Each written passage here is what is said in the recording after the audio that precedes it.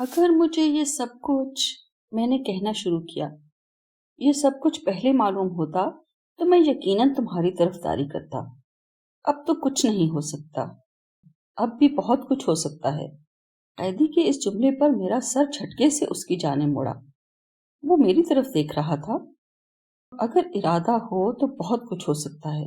کیسے؟ یہ سوال کرتے ہوئے مجھے یوں محسوس ہوا جیسے میں باغی ہو رہا ہوں۔ کیا میرا ساتھ دے سکتے ہو؟ قیدی نے کہا۔ ہم اب بھی بہت کچھ کر سکتے ہیں۔ تم کیا سوچ رہے ہو؟ میں نے براہ راست اس کے ارادے پر سوال کیا۔ اس کی آنکھوں میں چمک سی ابھری۔ ہم اب بھی بددینت بادشاہ سے نجات حاصل کر سکتے ہیں۔ قیدی کی آواز میں اعتماد تھا۔ میں یہ بات اچھی طرح جانتا ہوں کہ اس ملک میں بادشاہ کا تختہ الٹنے کے لیے دوبارہ منصوبہ بندی ممکن نہیں۔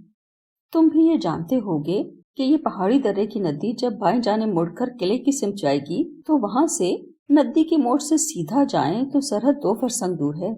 کیا؟ میں گھبرا گیا۔ تم فرار ہونا چاہتے ہو؟ اکیلا نہیں، قیدی نے کہا، تمہارے ساتھ۔ اگر ہم فرار ہو جائیں تو سرحد پار کے بادشاہ سے ملنا کوئی دشوار بات نہ ہوگی۔ سرحدی چوکی کا نگران مجھے جانتا ہے۔ میں 1-2 بار وفود کے ساتھ وہاں سے گزرا ہوں۔ وہ ہمیں اپنے بادشاہ کے دربار میں پہنچا دے گا۔ ہم وہاں بادشاہ کو تمام صورتحال سے آگاہ کر دیں گے اور پھر تمام شمال مشرقی ملکوں میں جا کر وہاں کے درباروں میں بادشاہوں کو خبردار کر دیں گے کہ ہمارے بدطینت بادشاہ کے عزائم جارحانہ ہیں۔ ہم کہیں گے کہ کوئی ایک ملک بادشاہ کی یلغار کو نہیں روک سکے گا۔ اس کے لیے ایک وسیع اتحاد کی ضرورت ہوگی۔ سب مل کر ہماری مدد کریں تو ہم نہ صرف ان کے دفاع کے ضامن بن جائیں گے بلکہ بادشاہ کے ختم ہو جانے پر علاقائی امن کا باعث بھی بن جائیں گے۔ شمال مشرقی ممالک کی سلامتی ہماری سلامتی سے متصل ہو جائے گی۔ وہ ہماری سلامتی اور استحکام کو اپنی سلامتی اور استحکام کے لیے ناگزیر سمجھیں گے۔ بادشاہ کے زوال پر ہی ہم ملک و قوم کو نیا آئین دے پائیں گے۔ تمہاری کیا رائے ہے؟ قیدی نے آخری سوال اس انداز میں کیا جیسے اسے یقین ہو چکا ہو کہ میں اس کا ساتھی بن چکا ہوں اور میرا اندیہ بھی جان چکا ہو۔ لیکن یہ ملک و قوم کے ساتھ غداری نہ ہوگی؟ میں نے کہا۔ جنگ تو پھر بھی ہوگی۔ تم نے محل کا عیش و آرام ہی دیکھا ہے۔ میدان جنگ کی عقوبتوں سے ناآشنا ہو۔ جنگ ہوئی تو ہمارے ہزاروں جوان ہلاک ہو جائیں گے۔ کوئی بادشاہ لڑے بغیر تخت و تاج نہیں چھوڑا کرتا۔ پھر اس بات کی کیا ضمانت ہے کہ شمال مشرقی ممالک کے بادشاہ متحد ہو جائیں گے؟ ان کے آپس میں بھی تو اختلافات ہوں گے۔ ساسانیوں سے وہ ہمیشہ خوفزدہ رہتے ہیں۔ اتحاد برابری کی بنیاد پر ہوتا ہے۔ ساسانی برابری کی بنیاد پر اتحاد میں کبھی بھی شامل نہیں ہوں گے۔ اس بات کی کیا ضمانت ہے کہ وہ ہماری مدد کریں گے؟ قیدی نے آگے جھکتے ہوئے سر گھما کر میری طرف دیکھا۔ گھوڑے سنگریزوں پر قدم قدم چل رہے تھے۔ ضمانت ان کی اپنی بقا ہے، قیدی نے کہا۔ وہ اپنی اپنی سلامتی کے لیے نہ صرف متحد ہو جائیں گے بلکہ ہماری مدد بھی کریں گے۔ نہ بھی کریں تو بھی انہیں اپنے دفاع کے لیے تو متحد ہونا ہی ہوگا۔ بادشاہ اپنے جارحانہ عزائم سے کبھی پیچھے نہیں ہٹے گا۔ وہ بدخصلت اور حریص ہے۔ وہ جب کوئی ارادہ کر لیتا ہے تو اس کی دانش مر جاتی ہے۔ میں یہ بات اچھی طرح جانتا ہوں کہ ساسانیوں کے سوا شمال مشرق کی کوئی ریاست تنہا اپنا دفاع نہیں کر سکتی۔ لیکن ساسانی بھی اتنی بات تو آسانی سے سمجھ لیں گے۔ اگر بادشاہ نے تمام جزیرہ نمائے عرب پر قبضہ کر لیا تو وہ اتنا بڑا اور ناقابل تسخیر لشکر تیار کرے گا جس کا مقابلہ ساسانی لشکر نہیں کر پائے گا۔ بادشاہ جزیرہ نمائے عرب پر اپنی فتوحات مکمل کرنے کے بعد ہی ساسانیوں پر حملہ کرے گا، جسے روکنا آذر جمشید جیسے بادشاہ کے لیے ممکن نہیں ہوگا۔ وہ صلح پسند بادشاہ ہے۔ قیدی نے پہلی بار ساسانی بادشاہ کا نام لیا۔ آداب شاہانہ کے مطابق کسی بادشاہ کا نام لینا بے ادبی سمجھی جاتی ہے۔ اگر ہم ساسانیوں سمیت تمام شمال مشرقی ریاستوں کو متحد کرنے میں کامیاب ہو گئے تو ہمارا راستہ بھی صاف ہو جائے گا۔ رہی یہ بات کہ کوئی بادشاہ بھی عربدہ جوئی کے بغیر تاج و تخت نہیں چھوڑتا تو میں تمہاری اس بات کو مانتا ہوں، لیکن یہ بھی ایک حقیقت ہے کہ اگر کسی بادشاہ کو اپنی شکست کا یقین ہو جائے تو وہ مصالحت پر آمادہ ہو جاتا ہے۔ اگر تمام شمال مشرقی ممالک کی افواج ایک ساتھ ہو جائیں تو ہماری عسکری قوت سے کم از کم 20 گنا زیادہ قوت کے ساتھ ہماری سرحدوں پر جمع ہوں گی۔ بادشاہ عساکر کا یہ جمع غفیر دیکھے گا تو اس کا حوصلہ ٹوٹ جائے گا، وہ مصلحت پر آمادہ ہوگا۔ اور یہ بھی ایک حقیقت ہے کہ مصالحت کرنے والے بادشاہ کا زوال مصالحت کے ساتھ ہی شروع ہو جایا کرتا ہے۔ اس بات کا بھی قوی امکان ہے کہ ہم جنگ کیے بغیر ہی اپنے مقصد میں کامیاب ہو جائیں۔ قیدی زین پر سیدھا بیٹھ گیا۔ میں تمہیں بتا چکا ہوں کہ بادشاہ بزدل ہے، اس کی خصلت کی یہی بزدلی اسے مصالحت پر آمادہ کرے گی۔ قیدی کا لہجہ پر اعتماد تھا۔ میں یہ مانتا ہوں، میں نے کہا، ایسا ہونا ناممکن بھی نہیں ہے، لیکن کیا تم اس بات کو جھٹلا سکتے ہو کہ 10 ایوب ہونے کے باوجود وہ ایک کامیاب بادشاہ کیوں ہے؟ وہ بزدل ہی صحیح، سپہ سالار تو بزدل نہیں، نہ ہی عساکر میں بزدلی ہے، وہ تو دفاع کے لیے کٹ مرنے پر تیار ہو جائیں گی۔ قیدی نے لمحہ بھر جیسے کچھ سوچا۔ کیا تم نہیں جانتے کہ بادشاہ مطلق العنان ہے؟ میں تمہیں بتا چکا ہوں آئین کی ہر شک بادشاہ ہی کے لیے ہے۔ اگر وہ مصالحت پر آمادہ ہو جائے گا تو سپہ سالار بے بس ہو جائے گا۔ بادشاہ با اختیار ہے، اسے مصالحت پر آمادہ کرنا میرا کام ہوگا۔ میں تمہیں یہ بات بھی بتا دوں کہ اب بھی دربار میں میرے حامی موجود ہیں، میں ان سے خفیہ روابط استوار کروں گا اور وہی بادشاہ کو مصالحت پر آمادہ کریں گے۔ رہی رعایا تو وہ پہلے ہی بادشاہ کی سنگدلی سے نالاں ہے۔ لمحے بھر کے لیے میرے تصور میں اس درباری کا چہرہ اپنی جھلک دکھا گیا جس نے میرے باپ پر تانا زنی کی تھی کہ کیا حصار شکن کو بھی دستے کی ضرورت ہے۔ مجھے اس کے چہرے پر مکاری سی نظر آئی تھی اور اس کی آنکھوں میں عیارانہ چمک بھی دکھائی دی تھی۔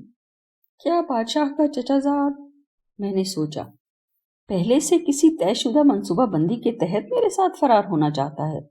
میں تذبذب میں تھا۔ ہم دونوں میں سے کوئی نہیں جانتا، میں نے قیدی کو کریدتے ہوئے کہا، سرحد پار کرنے کے بعد ہمارے ساتھ کیا ہوگا؟ یہ بھی تو ممکن ہے کہ پڑوسی ملک کا بادشاہ مجھ جیسے حصار شکن کا سر کندھوں سے جدا کر دے، کیونکہ میں نے 25 سواروں میں سے جو 15 سوار قتل کیے تھے پڑوسی ملک ہی کے تھے، اور کیا خبر وہ تمہیں بھی اس کے ملک پر حملہ نہ کرنے کی شرط پر بادشاہ کے حوالے کر دے۔ میری اس بات پر قیدی کچھ دیر کے لیے خاموش ہو گیا۔ تم کیا سمجھتے ہو بادشاہ ہی کے جاسوس شمال مشرق کی ممالک میں سرگرم ہیں؟ ان کے جاسوس بھی ہمارے ملک میں ہوں گے جو پل پل کی خبر انہیں پہنچاتے ہوں گے۔ ان ممالک میں یہ خبر تو پہنچ ہی چکی ہوگی کہ میں نے بادشاہ کا تختہ الٹنے کی کوشش کی ہے، میرے ساتھی آرے سے چروا دیے گئے ہیں اور مجھے قلعے کے عقوبت خانے میں بھیجا گیا ہے۔ انہیں بادشاہ کے اس ارادے کی خبر نہ بھی ہو جس کے زیر اثر وہ ان کے ملک پر حملہ کرنا چاہتا ہے، تو بھی وہ بادشاہ کی خصلت بد سے تو آشنا ہے کہ وہ قابل اعتماد نہیں، عہد شکن ہے۔ وہ میری بغاوت کی اساس تک تو پہنچ ہی چکے ہوں گے، تو تمہیں میرے ساتھ دیکھ کر گزشتہ تمام تلخیوں کو بھول جائیں گے۔ جب کوئی بڑا مقصد درپیش ہو تو انتقام جیسے چھوٹے چھوٹے مقاصد بے معنی ہو جایا کرتے ہیں۔ وہ مجھے اور تمہیں کبھی بھی کسی قیمت پر بھی بادشاہ کے حوالے نہیں کریں گے، وہ ہمیں اپنی بقا کا ضامن سمجھیں گے۔ تم اس گمان کو اپنے ذہن سے نکال دو، ہم محفوظ رہیں گے۔ قیدی کے استدلال میں وزن تو تھا، لیکن میرے شکوک برقرار تھے۔ ایک اندیشہ تو ایسا ہے جس سے تم بھی انکار نہیں کرو گے، میں نے کہا۔ میں شمال مشرق کی دوسری ریاستوں سے متعلق تو نہیں جانتا، لیکن ساسانیوں سے متعلق میرا اندیشہ صداقت پر مبنی ہے۔ وہ ہوس ملک گیری سے مبرہ تو نہیں ہوں گے۔ انہوں نے اپنے کئی پڑوسی ملکوں کو تخت و تاراج کیا ہے، کیا وہ ہمارے ملک کی سرحد پر پہنچ کر آسانی سے واپس لوٹ جائیں گے؟ کیا وہ ہمارے ملک کو تاراج نہیں کریں گے؟ تم صرف ایک جنگجو ہو۔ قیدی کے ہونٹوں پر مسکراہٹ سی نمودار ہوئی۔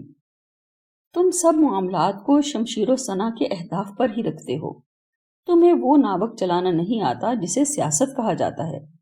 کیا میں اتنا بے وقوف ہوں کہ حفظ ما تقدم کے بغیر ہی ساسان جیسی قوت کو اپنی سرحد پر لے آؤں گا؟ کیا میں کم عقل ہوں کہ نہیں جانتا کہ ساسانی ہی وہ طاقت رکھتے ہیں جو ان پر حملہ آور کا منہ توڑ جواب دے سکتی ہے؟ وہ بہت مضبوط ہیں اور اپنے ملک کا دفاع کر سکتے ہیں، لیکن جیسا کہ میں نے پہلے کہا ہے، اگر بادشاہ نے سارے جزیرہ نمائے عرب پر قبضہ کر لیا تو ساسانی بے بس ہو جائیں گے۔ وہ اتنا بڑا لشکر تیار کر لے گا جو ساسانیوں سے 13 گنا ہوگا۔ ساسانی اسے نہیں روک پائیں گے۔ میں ساسانی بادشاہ کو اسی اندیشے میں مبتلا کروں گا۔ عاقل ہے، سمجھ جائے گا کہ وہ اکیلا خطرے کا مقابلہ نہیں کر پائے گا، اور خطرے کو وقت سے پہلے روکنا ہی دانش مندی ہے۔ میں نادان نہیں ہوں کہ کسی معاہدے کے بغیر ساسانیوں اور دیگر ممالک کے لشکر اپنی سرحد پر لے آؤں۔ میرا معاہدہ مشروط ہوگا، اور شرط اول یہی ہوگی کہ بادشاہ کا اقتدار ختم ہونے پر تمام اتحادی ممالک ایک دوسرے کی آزادی اور خود مختاری کا احترام کریں گے، ایک دوسرے کے خلاف لشکر کشی نہیں کریں گے، اور یہ ضمانت اتحاد سے پہلے نہ صرف فراہم کی جائے گی بلکہ اتحادی دستاویز میں تحریر ہوگی۔ معاہدے میں طویل المیعاد امن کی یقین دہانی ہوگی۔ معاہدہ چمڑے کا ایک ٹکڑا نہیں ہوا کرتا، اس پر انگشتریوں کی مہریں ثبت کی جاتی ہیں۔ قیدی نے سامنے دیکھا۔ ندی کا وہ موڑ جو بائیں جانب قلعے کی سمت مڑتا ہے چمکتے ہوئے پانی کا مڑتا ہوا دھارا سا نظر آنے لگا تھا۔ میرے ذہن پر گمان کی مقلوبیت کا کوہرا چھٹ رہا تھا، لیکن ایک خیال ابھی بھی مجھے پریشان کر رہا تھا۔ سپاہ کا کوچ، میں نے کہا، کسی سرحد پر اجتماع، ہتھیار، جنگی ساز و سامان، جنگی حکمت عملی، یہ سب کچھ دولت کے بغیر ممکن نہیں ہوا کرتا۔ اخراجات کی ادائیگی، اور وہ بھی کسی سود مندی کے بغیر، کون راضی ہوگا؟ یہ مجھ پر چھوڑو، قیدی نے کہا۔ معاہدے میں یہ شک شامل ہوگی کہ تمام لشکروں پر آنے والے اخراجات کا تخمینہ لگایا جائے گا، جسے تمام اتحادی ملک مل کر ادا کریں گے۔ اخراجات کی برداشت باہمی ہوگی۔ جب مستقبل میں سلامتی اور بقا کا مسئلہ درپیش ہو تو کوئی ملک بھی بخل سے کام نہیں لیا کرتا، کیونکہ ملکی اور قومی سلامتی سے بڑھ کر کچھ نہیں ہوتا۔ ہم آہستہ آہستہ ندی کے اس موڑ کے قریب پہنچ رہے تھے جہاں وہ قلعے کی سمت مڑ جاتی ہے۔ ندی کا پاٹ چوڑا ہو جاتا ہے اور وہ پایاب نہیں رہتی۔ موڑ پر ندی پایاب تھی۔ ہم ندی کے دائیں جانب چل رہے تھے۔ اگر ہم اسی طرح ندی کے کنارے پر ہی چلتے رہتے تو ہمیں قلعے تک پہنچنے کے لیے ندی عبور کرنے کی ضرورت نہیں تھی، کیونکہ قلعہ ندی کے دائیں کنارے پر ہے۔ میں نے ندی کے بائیں کنارے پر جانے کے لیے گھوڑوں کو ندی کے پانی میں اتارا۔ اشب ندی کے پایاب پانی میں بکھرے پتھروں پر سم جماتے ہوئے چھینٹے اڑانے لگا۔ اس کے پیچھے ابلک بھی چھپاکے اڑاتا چلا آ رہا تھا۔ ہم ندی کے بائیں کنارے پر پہنچ گئے۔ تو تم نے میری مدد کرنے کا فیصلہ کر ہی لیا، قیدی نے خوشگواری سے کہا۔ خاصا زیرک تھا، سمجھ گیا کہ ندی کے بائیں کنارے پر آنے کا مطلب یہی ہے کہ ہم قلعے کی سمت نہیں، سرحد کی سمت جا رہے ہیں۔ ہم نے گھوڑوں کو پانی پلایا۔ میرے آبدان میں کافی پانی موجود تھا۔ میں نے اشب پر بیٹھے بیٹھے آبدان کھولا۔ پانی پیو گے؟ میں نے قیدی سے پوچھا۔ نہیں، ابھی نہیں، قیدی نے جواب دیا، مجھے پیاس نہیں ہے۔ گھوڑوں کو پانی پلانے کے بعد ہم سرحد کی طرف چل دیے، جو 2 فرسنگ دور تھی۔ میں نے ابھی تک بادشاہ کے چچا زاد کے بدن پر بندھی زنجیریں نہیں کھولی تھی۔ مجھے بادشاہ سے نفرت تھی، ہے اور رہے گی۔ میں نے کہا، اگر میں تمہاری تمام باتوں پر یقین کر لوں تو کوئی وجہ نہیں کہ میں تمہاری مدد نہ کروں، لیکن ایک اندیشے نے ابھی تک مجھے تمہارے آہنی بند کھولنے سے روکا ہوا ہے۔ تم مجھ پر اعتماد کر سکتے ہو، قیدی نے کہا۔ بات اعتماد کی نہیں ہے، میں نے کہا۔ اگر میں تمہارے بند کھول بھی دوں اور تم فرار ہونا چاہو تو بھی تم ایسا نہیں کر پاؤ گے۔ میری گرفت سے نہ تم بچ سکتے ہو، نہ ہی میرے اشب کی دور سے تمہارا ابلق بچ سکتا ہے۔ میرا اندیشہ کچھ اور ہے۔ سوچ رہا ہوں کہ اگر میرا اندیشہ درست ہے تو مجھے تمہیں واپس قلعے لے کر جانا ہوگا۔ میں جانتا ہوں، قیدی نے کہا، اگر میرے ہاتھ میں آبشیر آبدار بھی ہو تو بھی میں حصار شکن سے بچ نہیں سکتا۔ کیا تم مجھے بتاؤ گے کہ تم کیا سوچ رہے ہو؟ مجھے اپنے والد اور والدہ کا خیال آ رہا ہے، میں نے کہا۔ میرے فرار ہو جانے پر وہ شاہی عذاب کا شکار نہ ہو جائیں۔ میری والدہ پیش دادیوں میں سے ہے، اس کے لیے کسی بھی عرب کے دل میں کوئی نرم گوشہ نہ ہوگا، اور بادشاہ کے سینے میں تو دل ہی نہیں ہے۔ تمہارا اندیشہ تمہیں گمراہ کر رہا ہے، قیدی نے کہا۔ ایسا کچھ نہیں ہوگا۔ اندیشہ تو مجھے ہونا چاہیے، میرا بوڑھا باپ اور عمر رسیدہ ماں ابھی تک محل ہی میں ہیں۔ خطرہ تو ان کی زندگیوں کو ہے۔ تمہارے والد تو بادشاہ کے پسندیدہ خواص میں شامل ہیں۔ پھر یہ کہ بادشاہ کو کیوں کر پتہ چلے گا کہ تم میرے ساتھ فرار ہو گئے ہو؟ دربار میں یہی خیال مستحکم ہوگا کہ میرے ساتھیوں نے حملہ آور ہو کر تمہیں مار کر مجھے چھڑا لیا ہے۔ رسالے کا دستہ تمہاری ناش کی تلاش میں نکلے گا اور آسمان پر کرگسوں کی اڑانے دیکھ کر جنگل میں بھٹکے گا، اور وہ وزیر زیر عتاب ہوگا جس نے تمہارے والد کو تانا دیا تھا۔ میرے خیال میں درباری ایسا نہیں سوچیں گے۔ میں نے کہا، تم پھر یہ بھول گئے ہو کہ میں حصار شکن ہوں۔ چند حملہ آور میرا راستہ نہیں روک سکتے۔ قیدی خاموش ہو گیا۔ گھوڑے سرحد کی سمت قدم قدم جا رہے تھے۔ میں فیصلہ نہیں کر پا رہا تھا کہ رک جاؤں یا بادشاہ کے چچا زاد کے ساتھ فرار ہو جاؤں۔ میں یہ جانتا ہوں کہ دربار میں تم حصار شکن کے نام سے صرف جانے ہی نہیں جاتے، تم پر سب کو اعتماد بھی ہے، قیدی نے کہا۔ لیکن میں یہ بھی جانتا ہوں کہ اگر بادشاہ کو پتہ چل گیا کہ تم نے میرا ساتھ دیا ہے تو خود تمہارے والد بادشاہ سے تمہاری موت مانگیں گے۔ میں نے قیدی کی طرف دیکھا جو دور سرحد کی سمت دیکھ رہا تھا، جو چٹانوں اور گھنے درختوں کے پیچھے نگاہوں سے اوجھل تھی۔ کیا یہ ایک بیٹے کے لیے صائب ہوگا کہ والد اس کی موت مانگے؟ میں نے کہا۔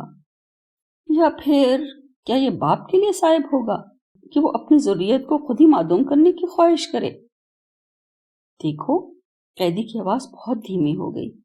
ہم اپنی زندگی کی وہ عظیم جدوجہد کرنے والے ہیں جس سے ہمارے ملک کے ہزاروں فرزند اور والد سر اٹھا کر چلنے کا حوصلہ پائیں گے۔ ہماری مائیں اپنے بیٹوں کی کھالوں کو بادشاہ کے جوتوں کے نیچے غالیچے نہیں بننے دیں گی۔ والدین اپنی بیٹیوں کو بادشاہ کی ہوس پر قربان نہیں کریں گے۔ کسی نانا کو کمسن نواسی کے سامنے آرے سے نہیں چروایا جائے گا۔ قیدی نے پھر میرے دل کے اس نہاں گوشے میں میرے احساس کو جگایا، جہاں چھپے ہوئے غم و اندوہ کے سم آلود خاروں کی خلش میں ہمیشہ محسوس کرتا رہا ہوں۔ والدین کا فکر صرف تمہیں ہی نہیں ہے۔ قیدی کی آواز قدرے بلند ہو گئی۔ مجھے بھی اپنی بوڑھی والدہ اور عمر رسیدہ باپ کا فکر ہے۔ میں تو خوفزدہ بھی ہوں کہ میرے بوڑھے والد کو کہیں بادشاہ آرے سے نہ چروا دے۔ اسی میرے والدین کی حفاظت کرے۔ میری امید صرف میری دادی ہے، وہ چلنے پھرنے سے معذور ہے۔ اگر بادشاہ نے اس کی بات مان کر بھی میرے والدین کو اذیت سے نہ مروایا تو بھی وہ باقی زندگی محل کے خادموں ہی کی طرح گزاریں گے۔ شاید میری بوڑھی والدہ کی باقی زندگی میں صرف ذلت ہی رہے گی، لیکن اگر ہم کامیاب ہو گئے تو ہمارے والدین کی طرح ہزاروں والدین کی اذیت زدہ زندگی خوشحالی میں بدل جائے گی۔ قیدی نے ندی کی سمت مڑ کر دیکھا جو قلعے کی سمت مڑ گئی تھی۔ میں تو یہ سوچ کر بھی غمزدہ ہوں کہ میرے بوڑھے والدین نے محل میں عالی شان زندگی گزاری ہے، وہ عقوبت اور ذلت کو کیسے سہ پائیں گے؟ لیکن میں وقت کی روانی پر بھی یقین رکھتا ہوں۔ جو آج ہے کل نہیں ہوگا۔ آج میں صرف رعایا سے متعلق سوچنا چاہتا ہوں، آنے والی نسلوں سے متعلق سوچنا چاہتا ہوں۔ تم بھی یہی سوچو، یہی رویہ اپناؤ۔ ہمیں جدوجہد کرنا ہے۔ میں نے اشب سے اتر کر چابیاں نکال کر بادشاہ کے چچا زاد کو ابلک سے اتارا اور تمام آہنی بند کھول دیے۔ اس نے اپنی کلائیوں کو باری باری سے ہلایا، پھر اپنے بازوؤں کو کندھوں سے نیچے باری باری دبایا، پھر میری طرف دیکھتے ہوئے بازو اٹھائے۔ آؤ ہم اپنی جدوجہد کے آغاز کو اپنی دوستی کے ہمیشہ قائم رہنے والے رشتے سے باندھ دیں، بادشاہ کے چچا زاد نے کہا، اور ہم بغل گیر ہو گئے۔ دوبارہ سوار ہو کر ہم درختوں کے درمیان جھاڑ جھنکار سے ڈھکے راستے پر مڑ گئے جو سرحد کی سمت جانے والے بڑے راستے کے متوازی جنگل سے گزرتا ہے۔ اب ہمارے گھوڑے پویا چال میں تھے۔ سورج مغربی افق پر نارنجی شعاعیں پھیلا رہا تھا۔ جنگل کے درختوں پر پرندوں نے شور مچا رکھا تھا۔ پھر راستہ اس قدر تنگ ہو گیا کہ ہم پگڈنڈی نما آڑی ترچھی لکیروں پر قدم قدم جا رہے تھے۔ غروب آفتاب کے بعد درختوں پر پرندوں کا شور کم ہو چکا تھا۔ اس وقت سرحد پار کرنا بہت خطرناک ہوگا، بادشاہ کے چچا زاد نے کہا۔ سرحد کے قریب ہی چوکی ہے جہاں سرحدی راستے کے محافظ رات کے وقت گھوڑوں پر گشت میں رہتے ہیں۔ तारीकी में किसी इस्तफसार के बगैर ही हम तीरों की जद पर होंगे। लेकिन हम इस जंगल में भी नहीं ठहर सकते, मैंने कहा। क्या तुम्हें ये अंदेशा है कि तुम्हारे किले में ना पहुंचने पर वो तलाश करते हुए इधर आ सकते हैं? बादशाह के चचाजाद ने पूछा। कतई नहीं, मैंने जवाब दिया। वो किसी सूरत भी हमें तलाश करते हुए नहीं निकलेंगे, क्योंकि उन्हें इस बात का इल्म ही नहीं होगा कि मैं तुम्हें साथ लेकर किले में पहुंच रहा हूँ। मेरे वालिद दारुल हुकूमत में हैं, आज की रात महफूज है, और तुम्हारे मुतालिक शाही फरमान मेरे पास है। खौफ तो दरिंदों का है जो इस जंगल में हमें और घोड़ों को नुकसान पहुंचा सकते हैं। क्या कहा तुमने? बादशाह के चचाजाद ने चौंक कर कहा। शाही फरमान? वो तो हमारे लिए बहुत अहम दस्तावेज है। यही दिखाकर हम शुमाल मशरकी ममालिक के हुक्मरानों को अपनी सच्चाई का यकीन दिला सकेंगे। फरमान मुझे दे दो। मैंने शाही फरमान उसे दे दिया। वो कुछ देर उसे देखता रहा, फिर उसने फरमान को अपने जिंदानी शलूके के अंदर छुपा दिया। घोड़े कदम कदम कभी मुतवाजी, कभी आगे पीछे चल रहे थे। किले में किसी को मेरा इंतजार नहीं है, मैंने कहा। मैं कौन सी जंग जीत कर जा रहा हूँ कि दुर्राब पर कुंवारियां हाथों में फूल लिए और साजगार दोशीजाएं झांझने और बांसुरियां लिए मुंतजिर होंगी। ये भी मुमकिन नहीं कि नायब किलादार को दारुल हुकूमत से कोई कासिद कबूतर भेजा गया हो। आज रात हम महफूज हैं। आज रात किले से कोई नहीं निकलेगा। फिर भी, बादशाह के चचाजाद ने कहा, हमें सरहद के करीब कोई महफूज मकाम तलाश करना होगा, ताकि कल सुबह होने से पहले सरहद पार कर जाएं। हाँ, यही दुरुस्त होगा, मैंने कहा। मेरे ख्याल में इन पहाड़ियों में कोई महफूज जगह मिल जाना दुश्वार नहीं है। मुझे ख्याल आया कि एक बार शिकार खेलते हुए मैंने सरहद के करीब चट्टानों में कई गारें देखी थी। उन्हीं में से किसी एक में हमें छुपने का मौका मिल जाएगा। क्या दरबार में किसी को हमारी गुमशुदगी पर यह शक होगा, मैंने पूछा, कि हम सरहद पार कर गए हैं? कयास होगा, बादशाह के चचाजाद ने कहा।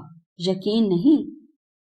पड़ोसी मुल्क के बादशाह से दरबारियों के अच्छे ताल्लुकात हैं। बादशाह भी सुलह के बाद अच्छे ताल्लुकात का ढोंग करता है, लेकिन उसकी हरीस खसलत किसी के लिए अच्छा सोच ही नहीं सकती।